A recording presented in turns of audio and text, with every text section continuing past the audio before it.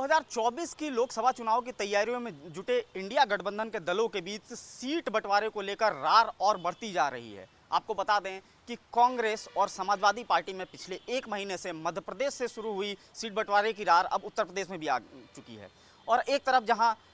Samajwadi party लगातार ये दावे कर रही है कि वो 65 सीटों पे चुनाव लड़ेगी और 15 सीटों पे अन्य दल जो है गठबंधन के वो चुनाव लड़ेंगे, वहीं कांग्रेस अड़के खड़ी है और लगातार कांग्रेस की तरफ से ये कहा जा रहा है कि 80 सीटों पे कांग्रेस की पूरी तैयारी है और ज़रूरत पड़ी तो पूरी 80 सीटों पे कांग्रेस अकेले लड़ सकती है।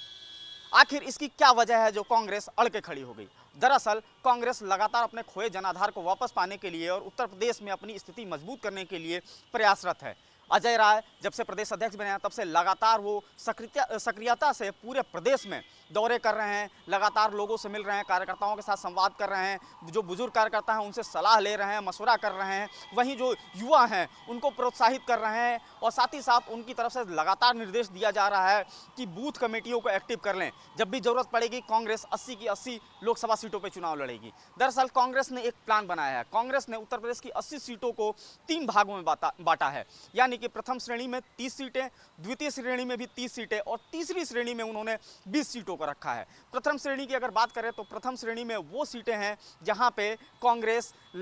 2004 और 2009 चुनावों में दूसरे नंबर पर रही थी, यानी कि उसके हार का मार्जिन जो 1 लाख से कम था, 50,000 और 1 लाख के बीच में था। वहीं अगर बात करें दूसरी श्रेणी की 30 सीटों की तो दूसरी श्रेणी में वो 30 सीटें हैं जहां पे कांग्रेस का मार्जिन 1 लाख से 2 लाख के बीच में था और वहां पे पार्टी जो है 2004 और 2009 में तीसरे स्थान पर रही थी। वहीं तीसरी श्रेणी की वो 20 सीटें हैं जहां पे पार्टी का संगठन इस समय सबसे कमजोर है और वहां जीत का मार्जिन 2 लाख से भी ज़्यादा था। प्रथम श्रेणी की अगर सीटों की बात करें तो इसमें लखनऊ के साथ साथ रायबरेली, अमेठी, डुमरियागंज, धरौरा जैसी कुल 30 सीटें हैं जहां पे पार्टी का संगठन पहले से मजबूत है, कार्यकर्ता पहले से सक्रिय हैं, बूथ कमेटियां पहले से एक्टिव हैं।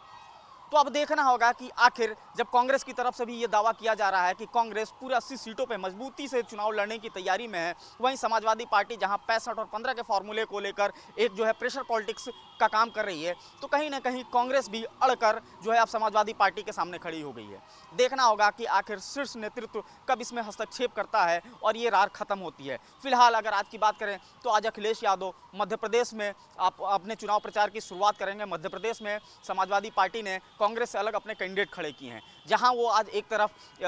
कांग्रेस के को चुनौती देंगे, वहीं दूसरी तरफ वो भाजपा को भी चुनौती देंगे। भाजपा को चुनौती इसलिए भी जरूरी है क्योंकि गठबंधन की बात करें तो ये गठबंधन इंडिया का जो है वो एनडीए के खिलाफ ही बना है, लेकिन उससे भी बड़ी चीज़ ये है कि वहाँ मन से जब वो भाजपा को चुनौती देंगे, भाजपा की सरकार को कोसेंगे, वहीं कांग्रेस भी उनके सामने कटघरे में जरूर खड़ी होगी। कैमरा पर्सन कफील अहमद के साथ मार्तन सिंह, इंडिया न्यूज़, लखनऊ।